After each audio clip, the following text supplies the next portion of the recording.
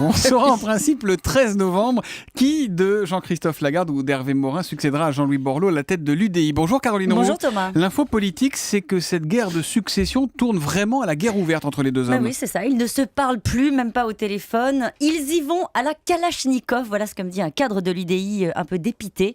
Les proches d'Hervé Morin ne mettent même pas les formes et balancent.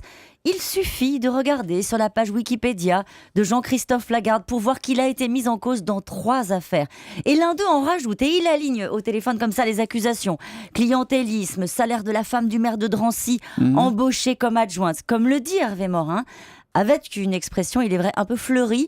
Quand on monte au cocotier, il faut avoir les fesses propres. Ah, évidemment. Voilà, c'est ça. Alors, dans le viseur, Jean-Christophe Lagarde, qui est arrivé en tête au premier tour. Alors, lui, il évoque les boules puantes et assure que les militants de l'UDI sanctionneront ses méthodes de campagne. Il se retranche derrière un espoir et une bonne résolution. Je vais gagner et je pratiquerai, dit-il, le pardon des offenses.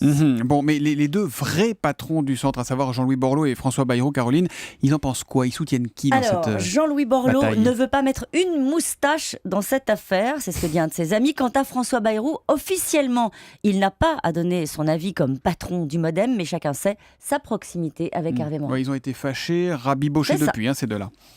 La semaine a été rude entre les Verts et le gouvernement. Caroline, la question politique du jour, c'est est-ce que le gouvernement a encore au moins un allié chez les Verts? Oui, un qui a pourtant joué les snipers contre le gouvernement pendant toute la première partie du quinquennat.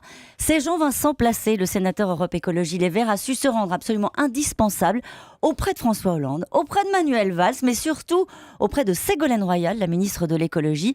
Alors vous avez remarqué Thomas, pendant que Cécile Duflot marque sa rupture, lui resserre les liens. Depuis le début du quinquennat, il est à contre-courant par rapport C'est à sa ça. famille politique, Jean-Vincent Placé. Et puis on va en entendre parler, Caroline. On va en entendre parler. 32 000, c'est le nombre de parrainages engrangés par Nicolas Sarkozy pour l'élection interne à l'UMP, presque 3 fois plus que Bruno Le Maire.